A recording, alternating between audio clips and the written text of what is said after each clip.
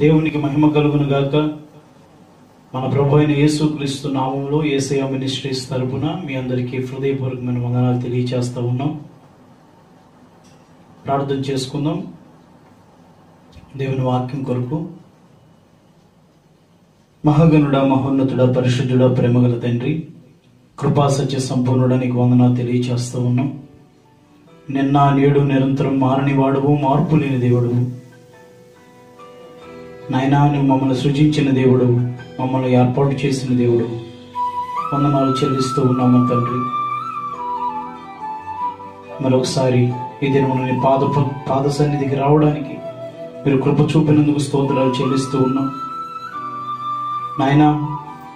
నిన్ను చూసే భాగ్యం, నీ సన్నిధిలో నిలుచు భాగ్యం మాకు ఇచ్చినందుకు స్తోత్రాలు చెల్లిస్తూ ఉన్నాం. ప్రతిదినం లేఖనాల ద్వారాగా ప్రతిదినం నీ సన్నిధిని మేము అనుభవించడానికి కృప చూపుతున్న నీ కృప కొరకు ఏమిచ్చి రుణాన్ని తీర్చుకోలేమయ్యా. తల్లిదండ్రులు చూపించలేని ప్రేమ, అన్నదమ్ములు చూపించలేని ప్రేమ, అయిన వారు ఆప్తులు చూపించలేని గొప్ప ప్రేమ నువ్వు మాపై చూపిస్తూ ఉన్నందుకు స్తోత్రాలు చెల్లిస్తూ ఉన్నాం. ఈ దినం నా తండ్రి మాతో మాట్లాడండి. వాక్యం ద్వారా సూటిగా తేటగా మాట్లాడండి.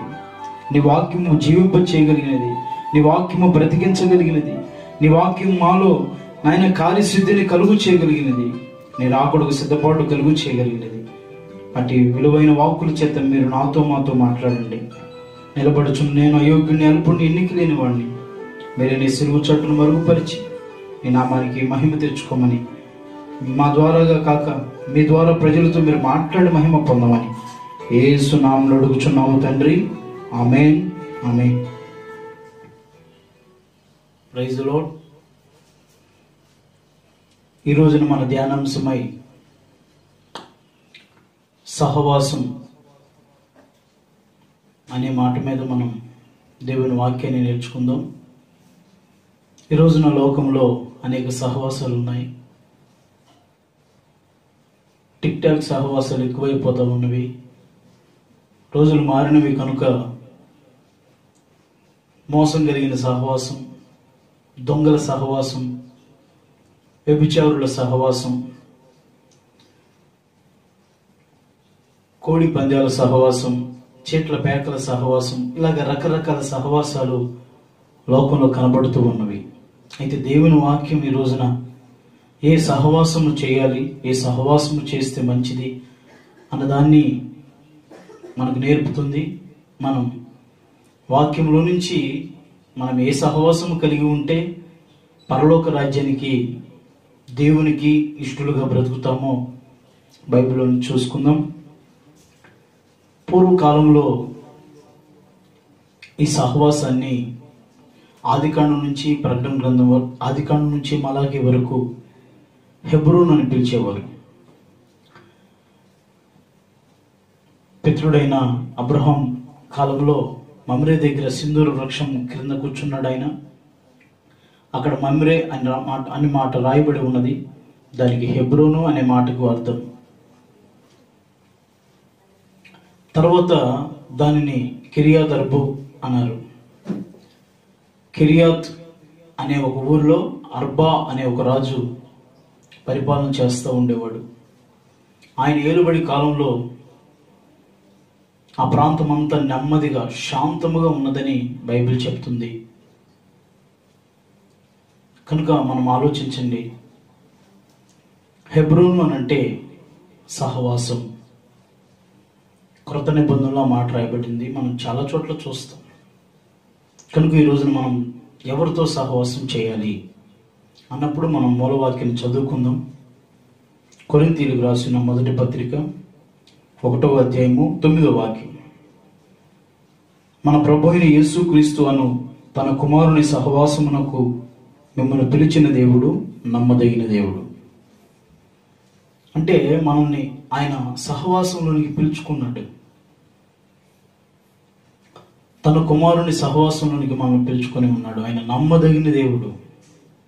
కనుక ఈ రోజున కూడా మీరు ఆయన సహవాసం చేస్తే పరలోక రాజ్యానికి తప్పకుండా వారసులుగా మార్చబడతారు.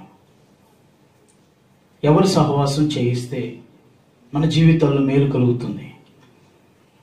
ఎవరి సహవాసం చేస్తే దేవునికి ఇష్టలుగా మనం బ్రతుకుతాం అన్నప్పుడు మనం చూస్తే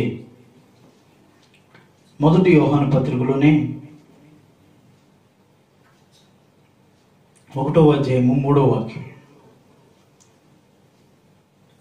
మాతో కూడా మీకును సహవాసము కలుగునట్లు మేము చూచిన దాన్ని వినిన దాన్ని మీకును తెలియజేయుచున్నాము. మన సహవాసం అయితే తండ్రితోనూ కూడాను ఆయన కుమారుడైన యేసుక్రీస్తుతో కూడాను ఉన్నది. దేవుని సహవాసానికి, కుమారుని సహవాసానికి ఆయన మనల్ని పిలుచుకొని ఉన్నారు. తండ్రితో సహవాసం. సహోదరులారా, ప్రతి మనుష్యుడు ఏ స్థితిలో పిలువబడ్డాడో ఆ స్థితిలోనే దేవునితో సహవాసము కలిగి ఉండవలెను. ఏ స్థితిలో మనం పిలువబడ్డామో, ఏ అనుభవం నుంచి మనం పిలువబడ్డామో, ఎక్కడి నుంచి మనం పిలువబడ్డామో ఆ స్థితిని మనం మర్చిపోకూడదు. ఎందుకంటే మనల్ని పిలిచిన దేవుడు నమ్మదగిన దేవుడు. తండ్రి సహవాసానికి మనల్ని పిలుచుకొని ఉన్నాడు కనుక మనం ఎక్కడి నుంచి పిలువబడ్డామో మర్చిపోవడానికి వీలు లేదు. ఇది తండ్రితో సహవాసం, కుమారునితో సహవాసం. మాతో కూడా మీకును సహవాసము కలుగునట్లు మేము చూచిన దానిని వినిన దానిని మీకు తెలియజేయుచున్నాము. మన సహవాసం అయితే తండ్రితో కూడాను ఆయన కుమారుడైన క్రీస్తుతో కూడాను ఉన్నది. అంటే మనం ఆయనతో సహవాసం, క్రీస్తుతో సహవాసం చేయాలి. తండ్రితో సహవాసం, ప్రభు అయిన యేసుక్రీస్తుతో సహవాసము చేయాలి. ఇంకా మనం చూసినట్లయితే సామెతల గ్రంథంలో 13వ అధ్యాయము, సామెతల గ్రంథం 13వ అధ్యాయము 20వ వాక్యం, జ్ఞానుల సహవాసము చేయువాడు జ్ఞానము గలవాడు. రెండోదిగా మన సహవాసం ఎవరితో చేయాలి? జ్ఞానులతో సహవాసం చేయాలి. జ్ఞానులు అంటే ఎవరు? యెహోవా యందు భయభక్తులు కలిగిన వారే జ్ఞానులు అని దేవుని వాక్యం సామెతల గ్రంథకర్త 1వ అధ్యాయంలో మాట తెలియజేయబడుతుంది. యెహోవా యందు భయభక్తులు కలిగి ఉంటే జ్ఞానానికి మూలం, తెలివికి మూలం అని ఉంటుంది. అక్కడ తెలివి జ్ఞానం రెండు ఒకటే. కనుక ఆలోచించండి, మనం దేవుని యందు భయము భక్తి కలిగి ఉంటే జ్ఞానుల సహవాసం అబ్బిద్ది. మనకి తండ్రితో సహవాసం అబ్బిద్ది, కుమారునితో సహవాసం మనం చేయగలుగుతాం. జీవార్థమైన ఉపదేశము చేసేవారు జ్ఞానము కలిగిన వారు, దైవజనుల ఉపదేశాన్ని వినినవారు, దైవ సేవకులు చెప్పిన మాటను వినినవారు జ్ఞానుల సహవాసం చేస్తారు. ఆ మాట ఎక్కడున్నదంటే సామెతల గ్రంథం 15వ అధ్యాయం 31వ వచనం. 15వ అధ్యాయము 31వ వచనం. జీవార్థమైన ఉపదేశమును అంగీకరించిన వానికి జ్ఞానుల సహవాసము లభించును. జీవార్థమైన ఉపదేశం. ఎందుకంటే సేవకులు దేవుని యొద్ద నుంచి మీకు ఆ యొక్క జ్ఞాన సంబంధమైన మాటలు తెలియచేస్తారు. అవి మీకు ఆలోచనలు కలుగు చేస్తాయి. అవి మీకు పరలోకానికి దగ్గరగా తీసుకొని వెళతాయి, పరలోకంలో ప్రవేశాన్ని కలుగు చేస్తాయి. సో నీవు జ్ఞానుల సహవాసము కలిగి ఉండాలి. ఆ ఉపదేశం ఎవరైతే ప్రకటిస్తున్నారో, దాన్ని ఎవరైతే అనుసరిస్తున్నారో వారితో నువ్వు సహవాసం చేస్తే నీకు జ్ఞానం కొద్దు ఉండదండి. ఎందుకంటే సర్వ సంపదలు ఆయన యందే గుప్తమై ఉన్నది, యెహోవా యందే గుప్తమై ఉన్నవి. బుద్ధి, తెలివితేటలు ఇవన్నీ దేవుని యొద్దే ఉన్నవి. కనుక మనం జ్ఞానుల సహవాసం చేయాలి. ఇంకా మనం చూసుకున్నట్లయితే పరిశుద్ధాత్మతో సహవాసం. కొరింథీయులకు రాసిన 2వ పత్రిక 13వ అధ్యాయము 14వ వచనంలో ఆ మాట రాయబడి ఉంది.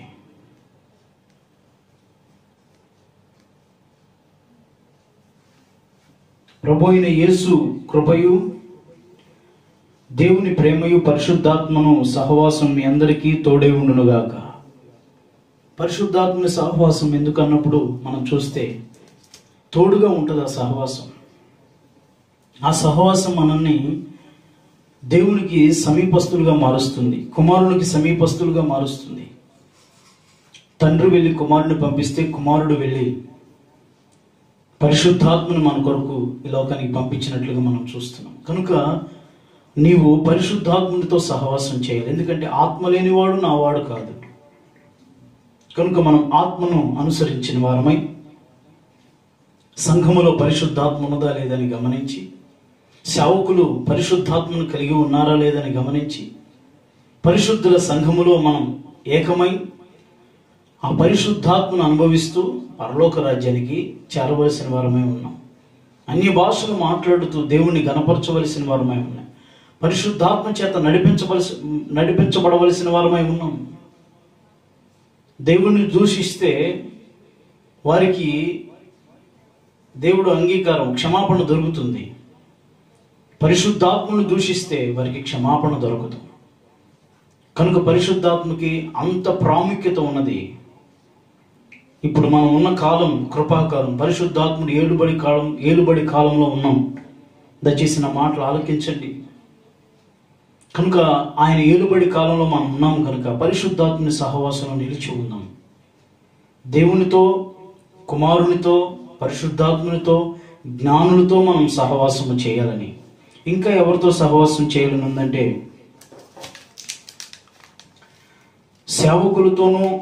సేవకునితోనూ విశ్వాసులతోనూ సహవాసం చేయాలి. యోహాను రాసిన మొదటి పత్రిక 1వ అధ్యాయం 3వ వాక్యం.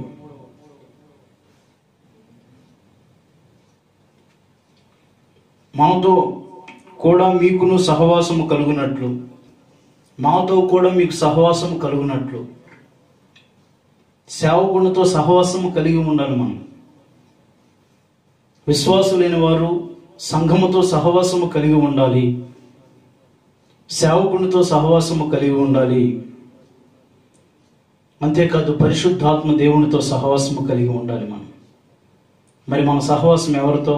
లోకముతోనో దేవునితోనో ఒకసారి మనమే పరీక్ష చేసుకుందాం. చివరిగా ఎవరితో సహవాసం చేయాలంటే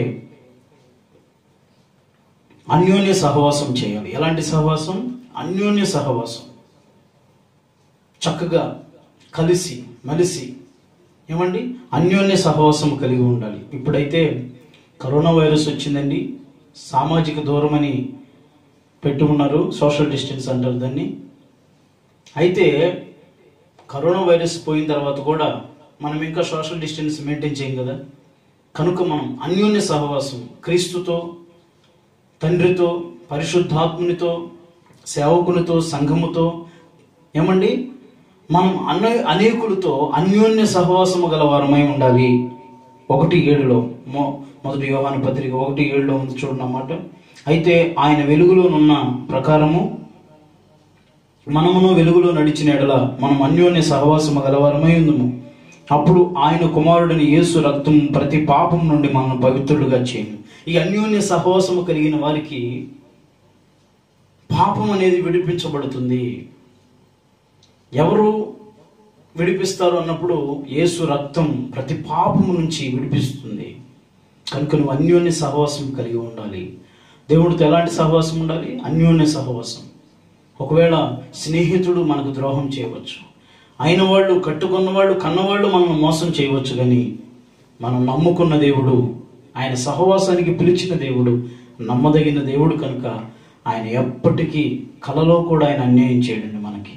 కనుక మనం ఆయనతో అన్యోన్య సహవాసం కలిగి ఉంటే మొదట కోల్పోయిన మన పరిస్థితి, మనం ఎక్కడి నుంచి వచ్చామో, మనం ఎక్కడికి వెళ్ళవలసిన వారమే ఉన్నామో అదిగో ఆ స్థలమునకి మనం వెళ్ళులాగున్నాం. ఆయనతో కూడా అన్యోన్య సహవాసము గలవారమై తండ్రితోనూ, క్రీస్తుతోనూ, పరిశుద్ధాత్మతోనూ, జ్ఞానులతోనూ అన్యోన్య సహవాసము కలిగిన వారమై మనం ఉండాలి. ఎవరితో సహవాసం చేయకూడదు అన్నప్పుడు మనం కొన్ని మాటలు చదువుకుందాం. రాజుల మొదటి గ్రంథం 11వ అధ్యాయం 1వ వాక్యం. మోయాబీయులు, ఎదోమీయులు, అమ్మోనీయులు, సిదోనీయులు, హిత్తీయులు అను జనులు మీ హృదయములను తమ దేవతల తట్టు త్రిప్పుదురు గనుక వారితో సహవాసము చేయకూడదనియు, వారిని మీతో సహవాసము చేయనీయకూడదనియు యెహోవా ఇశ్రాయేలుకు సెలవిచ్చి ఉన్నాడు. ఎవరితో సహవాసం చేయకూడదు? వీరందరితో. అక్కడ రాయబడి ఉంది, అమ్మోనీలు, మోయాబీలు, ఎదోమీలు, సిదోనీలు, హిత్తీలు, వీరందరితో మనం సహవాసం చేయకూడదు. ఎవరండి వీరంతా అని అడుగుతారేమో. వీరు దేవునిని ఆరాధించేవారు కాదు, దేవునిని గణపరిచే వ్యక్తులు కాదు. వారి హృదయములలో దేవతల తట్టు త్రిప్పుకుని వారు, వారి హృదయంలో విగ్రహారాధన చేసేవారు. ఇహలోక సంబంధమైన దేవతలను అనుసరించి నడుచుకున్నవారు. అలాంటి వారితో మనం సహవాసము చేయకూడదని ఆనాడే తండ్రి అయిన దేవుడు ఇశ్రాయేలుతో సెలవిచ్చి ఉన్నాడు. అంతేకాదు అక్కడ రాయబడిన మాట, అయితే రాజైన సొలొమోను ఫరో కుమార్తెను గాక ఆ జనులో ఇంకా అనేక మంది పరస్త్రీలను మోహించి. చూడండి, ఆయన కూడా స్త్రీలతో సహవాసం చేస్తూ మరి పడిపోయినట్లుగా మనం చూస్తున్నాం. కనుక నీవు నేను ఎవరితో సహవాసం చేయకూడదు? అన్యులతో సహవాసం మనకంత మంచిది కాదు. ఇంకా మనం చదువుకుంటే సామెతల గ్రంథం 13వ అధ్యాయము 20వ, మూర్ఖుల సహవాసము చేయవాడు చెడిపోవును. ఎవరు సహవాసం చేయకూడదు? మూర్ఖుల సహవాసం చేయకూడదు. మూర్ఖులు అంటే మనం ఉదాహరణ అంటే ఎగ్జాంపుల్గా తీసుకోవాలంటే నాబాలుని మనం చెప్పవచ్చు. ఆస్తిపరుడే, కావలసినంత డబ్బు ఉన్నది, కానీ అతడు మూర్ఖుడు, అతడు మోటివాడు. కానీ తన యొక్క భార్య అబిగయలు మంచి తెలివి కలిగినది, ఏమండి, జ్ఞానము కలిగిన స్త్రీ. ఆ మూర్ఖునికి ఆమెనిచ్చి వివాహం చేశారు ఆ రోజుల్లో. కనుక ఈ రోజున మూర్ఖులైన వారు ఉంటారు ఇంట్లోనే. మూర్ఖులైన భర్తలు ఉంటారు, మూర్ఖులైన భార్యలు ఉంటారు, మూర్ఖులైన పిల్లలు ఉంటారు, మూర్ఖులైన సమాజం ఉంటుంది. కనుక మనం మూర్ఖులతో సహవాసము చేయకూడదని దేవుని వాక్యం సెలవిస్తూ ఉన్నది. మనం దేవునితో సహవాసము చేయాలి, మూర్ఖునితో సహవాసము చేయడానికి వీలు లేదు అని నేను చెప్తలేదండి, బైబిల్ అలాగ చెప్తుంది. ఇంకో మాట కూడా, ఎవరితో సహవాసం చేయకూడదు? కోపచిత్తునితో సహవాసము చేయకూడదు. సామెతల గ్రంథం 22వ అధ్యాయం 24వ వచనం, కోపచిత్తునితో సహవాసము చేయకము, క్రోధము గలవానితో పరిచయము కలిగి ఉండకూడదు. మాట మాటికి కొంతమందికి ముక్కు మీదే ఉంటుంది కోపం, పరిగెత్తుకొని వచ్చింది, పిలువ పెట్టని పేరంటం లాగా. కోపపడుట మంచిది కాదండి. దేవుడు కూడా కోపపడ్డాడు, కానీ దానికి ఒక కారణం ఉన్నది. ప్రతిదానికి ఒక కారణం ఉంటుంది. దేవుడు చేసేదానికి, మనుషులు చేసేదానికి కారణం ఉండదు. మనం ఎందుకు కోపపడతామో తెలియదు. దేవుని వాక్యం చెప్తుంది, కోపపడుడి కానీ పాపము చేయకుడి. అంటే కోపపడే సందర్భాలు వచ్చినప్పుడు, అంటే కుమారుడు వెళ్ళేసి గబగబా మురికాల్లో చేయబెట్టినప్పుడు కోపపడకూడదు కదా బైబిల్, మనం ఎందుకు కోపపడాలి, ఆ సందర్భంలో కాదు. అలా కాదు మనం ఆలోచించాల్సింది. అనవసరంగా కోపాలు, అనవసరమైన కోపాలకి మనం వెళ్ళకూడదు. ఒక మాట చెప్పాలంటే ఈ సమయంలో పేతురు గారు గుర్తొస్తూ ఉన్నారు. పేతురు గారు ఆ రోజున సువార్తను ముగించుకొని మధ్యాహ్న సమయంలో ఇంటికి వచ్చిన వేళ వారి యజమానురాలను పిలిచి నాకు ఆహారం పెట్టు అని అన్నప్పుడు ఆమె అన్నది వెంటనే ఇంకా సిద్ధపరచలేదండి అంది. వెంటనే ఆయన చేసిన పని ఏంటంటే మన మీద కోపపడలేదు. ఆకలినప్పుడు బాగా మనకేమొస్తుంది? కోపం వస్తుంది. టయానికి మనం తినకపోతే కోపం వస్తుంది. టయానికి వాళ్ళు మనకు అన్నం పెట్టకపోతే కోపం వస్తుంది. అయితే ఆ సమయంలో పేతురు కోపపడినట్లుగా లేదు. వెంటనే మేడపైకి వెళ్ళి ప్రార్థనలో గడిపాడు. అలా ప్రార్థన చేయటం ద్వారా అతనికి చతుష్పాద జంతువులు చూపెట్టి వీటిని ఆహారంగా భుజించని చెప్తున్నాడు. తద్వారాగా కొర్నేలిని రక్షించగలిగాడు. ప్రియ దేవుని బిడ్డలారా, ఆలోచించండి. నశించిపోతున్న వారిని మనం రక్షించాలి అన్నప్పుడు కోపపడుట ద్వారాగా మనం ఎవరిని రక్షించలేకపోతాం. అన్ని సందర్భాల్లో ఈ కోపం మనకి ప్రయోజనం కాదు. కొన్ని సందర్భాల్లో కోపపడొచ్చు పాస్టర్ గారు ఉన్నప్పుడు, అది అవసరమైతే అక్కడ పరిస్థితిని బట్టి వారు మనకి దేవుని మాట విననప్పుడు, దేవుని దారిలోనికి రానప్పుడు, దేవుని వాక్యాన్ని సరిగా చదవనప్పుడు, విననప్పుడు మనం వెంటనే మనం కోపపడి దేవుని వైపు త్రెప్పగలగాలి. హల్లెలూయా. కోపచిత్తునితో సహవాసం చేయకూడదు. కయ్యూను మనం చూస్తాం. కయ్యూను ఎవరి మీద కోపడ్డాడు? తమ్ముడి మీద కోపపడి అతను చంపాడు. అంటే కోపం ఏం చేస్తుంది? మనిషిని చంపేస్తుంది. ఆ రోజుల్లో కయ్యూను కత్తితో పొడి చంపాడేమో కానీ ఈ రోజున మాట చాలండి, మాటలతో చంపేస్తూ ఉన్నారు. ఈ రోజున భయంకరమైన మాటలు, వదరబోతు మాటలు. ఏమండి, ఆడవారి మాటలు ఎలాంటివి? వరలో నుంచి తీసిన కత్తులు లాంటివి అంట. మరి ఈ రోజున మనం దేవుని మాట విని కోపచిత్తునితో సహవాసం చేయడం మానేద్దాం. ఆ తర్వాత మనం చూస్తే హెచ్చుగా తిని త్రాగే వారితో సహవాసం చేయకూడదు. సామెతల గ్రంథం 23వ అధ్యాయం 20వ వాక్యంలో ఉన్నదన్నమాట.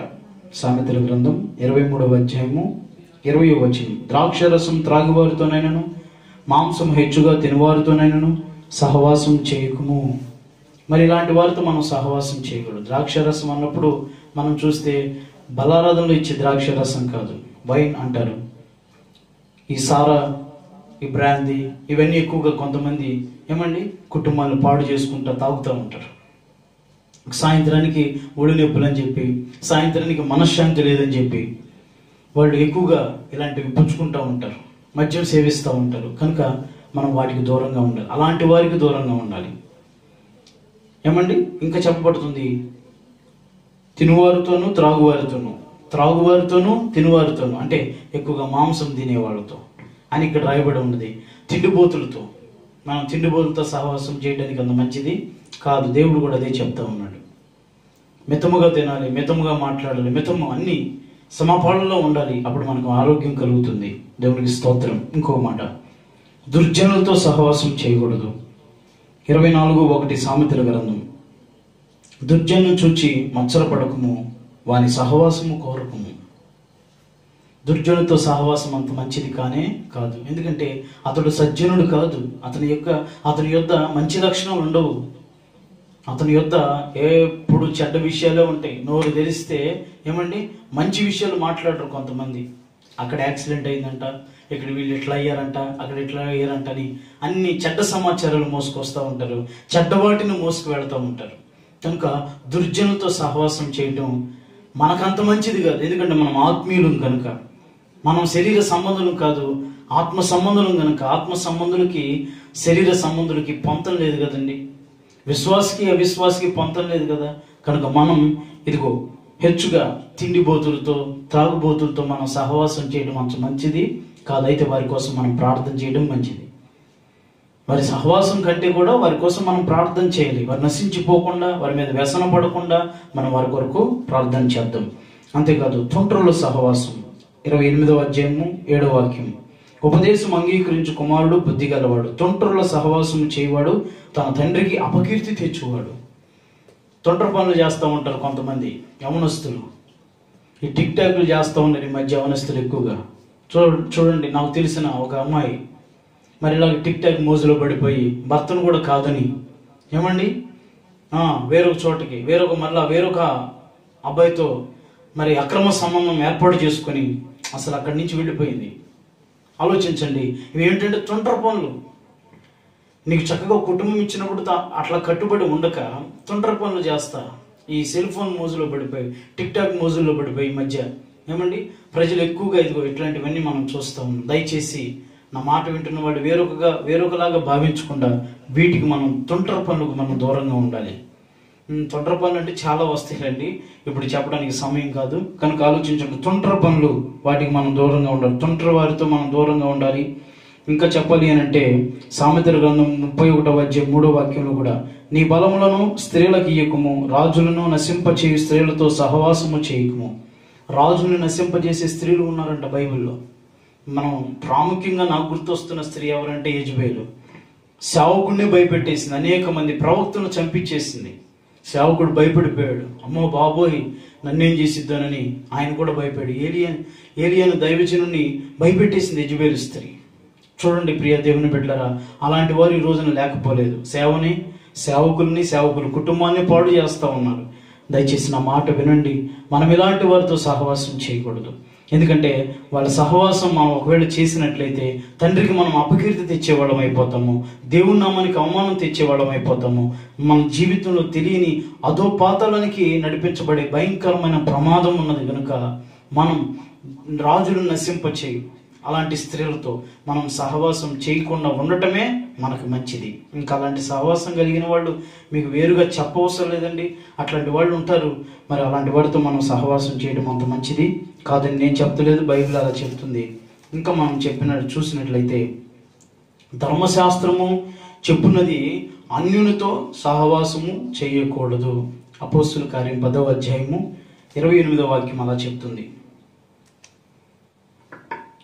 అప్పుడు అతడు అన్య జాతి వానితో సహవాసము చేయుటైనను అట్టి వానిని ముట్టుటైనను యూదునికి ధర్మము కాదని మీకు తెలియను. అయితే ఏ మనుషుడు నిషేధింపదగిన వాడైనను అపవిత్రుడైన వాడైనను చెప్పకూడదని దేవుడు నాకు చూపించి ఉన్నాడని పేతురు గారి మాట చెప్తున్నారు పౌలు అపోస్తుల కార్యాల్లో. తన ఇంటికి కొర్నేలు వచ్చి ఉన్నారు ఆ రోజున. ఆయన ఆ కొర్నేలు వచ్చినప్పుడు వెంటనే పేతురు గారి కాళ్ళ మీద పడిపోయాడు. అయ్యో నిన్నే నన్ను దేవుడు చూపించాడు నాకు అని. యూదుడు అన్యుని కాళ్ళ మీద పడకూడదు కదా. పేతురు కొర్నేలు ఒక అన్యుడు, మరి యూదుడు పేతురు గారు కనపడుతూ ఉన్నారు. మరి ఆ అన్యుడు యూదుని కాళ్ళు పట్టుకోకూడదు కదా, అది ధర్మశాస్త్రం అలా చెప్పట్లేదు కదా అన్నప్పుడు పేతురు గారు అక్కడ ఉన్న వాళ్ళందరితో, ఆ ఇంట్లో కూడి ఉన్న వాళ్ళందరితో చెప్తున్నాడు, అట్లా మీరు మాట్లాడకండి దయచేసి. మనము అన్యులమని లేదు, యూదులమని లేదు, అలాంటి భేదాలు ఏమీ లేవు. దేవుడు నాకు అలా చెప్పాడు, చూపించాడని ఆయన మాటలు అక్కడ వారితో చెప్తున్నాడు. కనుక మనం ఎవరిని ప్రేమించాలి, ఎవరితో సహవాసం చేయాలి, ఎవరితో సహవాసం చేయకూడదు అన్నప్పుడు వాక్యం స్పష్టంగా చెప్తుంది.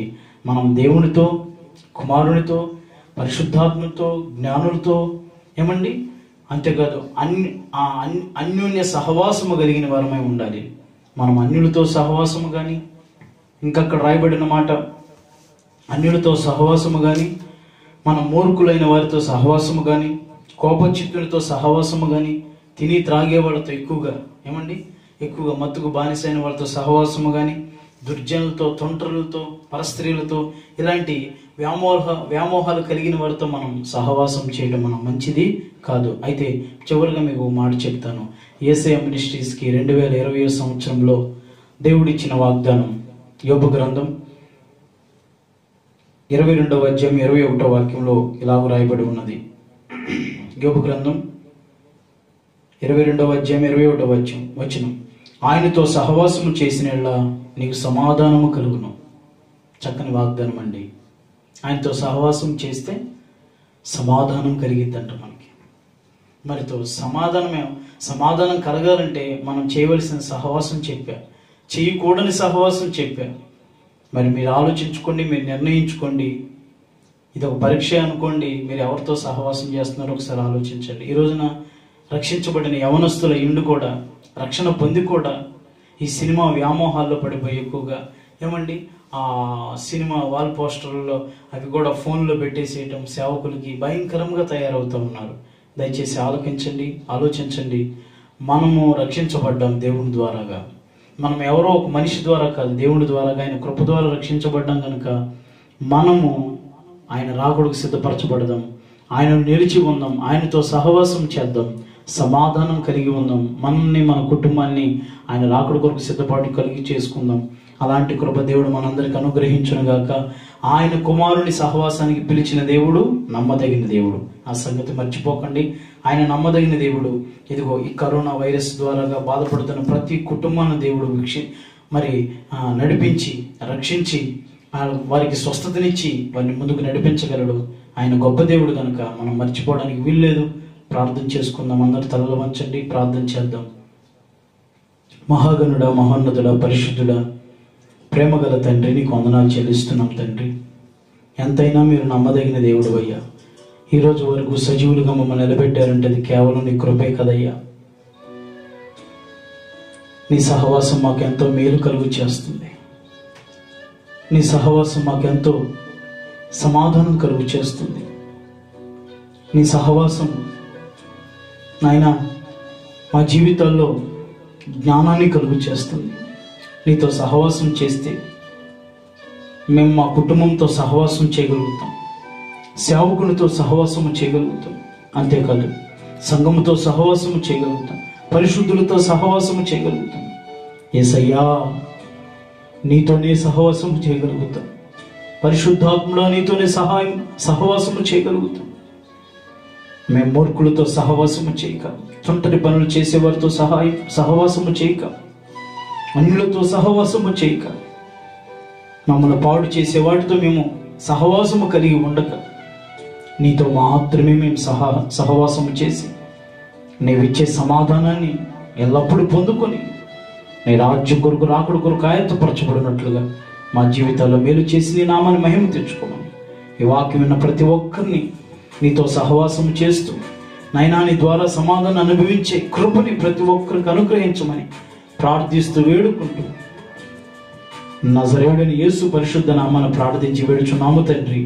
ఆమేన్, ఆమేన్. నా ప్రాణమయ యెహోవాను సన్నుతించుము, నా అంతరంగమున సమస్తమైన పరిశుద్ధ నామాన్ని సన్నుతించుము. నా ప్రాణమయ యెహోవాని సన్నుతించుము, ఆయన చేసిన ఉపకారంలో దేనిని మరువకుము. ఆమేన్, ఆమేన్, ఆమేన్. మరొకసారి మీ అందరికీ వందనాలు. నా ప్రభు సహవాసంలో మీరు నిలిచి ఆయన కృపకు పాత్రులుగా మార్చబడండి. నా ప్రభు కృప సమాధానం మీకు తోడే ఉండి నడిపించును గాక. ఆమేన్. Praise the lord.